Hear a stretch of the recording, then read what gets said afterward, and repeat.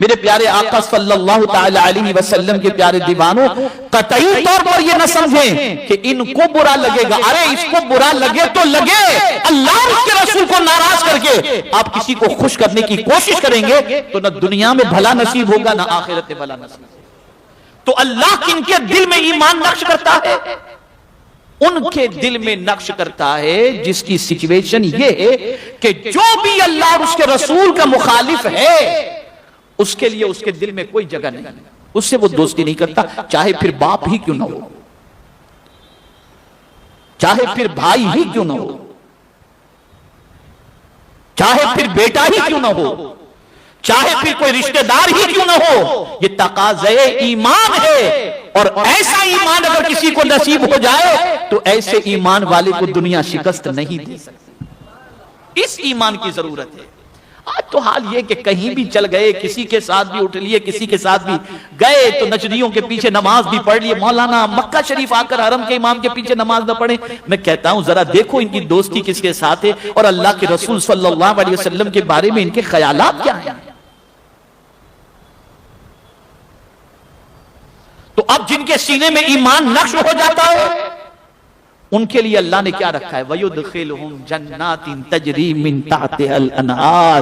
یہ وہ خوش نصیب ہیں کہ جن کے لیے پروردگار جل جلالہ نے انہیں باغوں میں لے جائے گا، اور پروردگار جل جلالہ ان باغوں میں لے جائے گا جن کے نیچے نہریں، اور ان میں پھر وہ ٹیمپریری نہیں رہیں گے. پروردگار فرماتا ہے خالدین فیہا، اس میں وہ ہمیشہ رہیں گے، وہ ہمیشہ رہیں گے.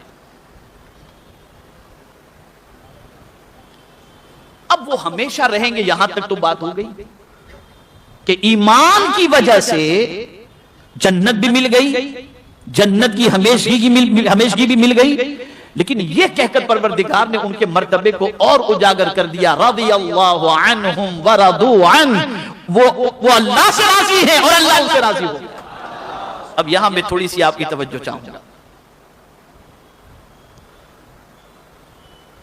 جملہ اگر ذہن میں محفوظ رکھ سکتے ہو تو رکھ لینا. وہ اللہ سے کیسے راضی؟ وہ سب لٹا کر اللہ سے راضی، وہ سب لٹا کر اللہ سے راضی، اور ہم سب رکھ کر کے بھی اللہ سے راضی نہیں.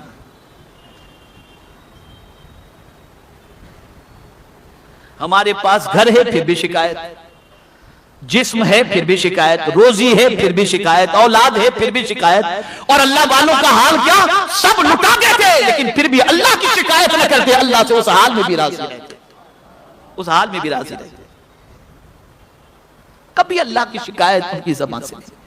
ہر حال کے اندر یہ کہتے الحمدللہ الحمدللہ الحمدللہ، اے اللہ تیرا شکر ہے، میرے کریم تیرا شکر ہے.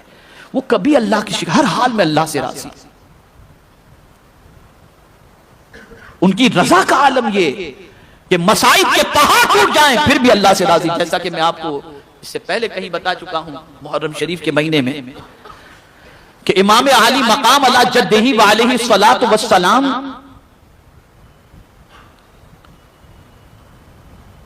پر جب وار کیا گیا اور جب تیر برسائے گئے امام عالی مقام علی جدہ وعلیہ الصلاۃ والسلام پر، اور امام عالی مقام علی جدہ وعلیہ الصلاۃ والسلام سواری سے نیچے آیا، اور جب امام حسین رضی اللہ تعالی عنہ کے سر انور کو تن سے جدا کرنے کا وقت آیا تو آپ کی زبان پر کیا تھا معلوم؟ رضیت بقضائک یا ربی، میرے مولا میں تیرے فیصلے سے راضی ہوں، میرے مولا میں تیرے فیصلے سے راضی ہوں. یعنی ایسی سچویشن میں کہ دشمن شہید کر رہے ہیں تب بھی یہ نہیں کہ مولا میں نبی کا نواسا ہوں اور مجھے شہید کیا جا رہا ہے، نہیں، بلکہ ایسی سچویشن میں بھی امام کہہ رہے ہیں مولا اگر تو راضی ہے تو یہ بھی راضی ہے، میں تیرے فیصلے سے کوئی شکایت نہیں، میں تیرے فیصلے سے خوش ہوں، تیرے فیصلے سے راضی ہوں. کہ اللہ والوں کی سچویشن ہوتی ہے، وہ کبھی شکایت نہیں کرتے، کبھی شکایت نہیں کرتے. اور پھر اللہ کا حال، اللہ عز و جل وہ بھی ان بندوں سے راضی. اللہ عز و جل سے جب بندے راضی، یہ مومنین راضی، تو مولا بھی ان سے راضی. اللہ اکبر. مولا کی رضا کا عالم کیا؟ مولا کی رضا کا عالم یہ کہ بندہ جو کچھ چاہے میرا مولا اسے عطا فرما دے.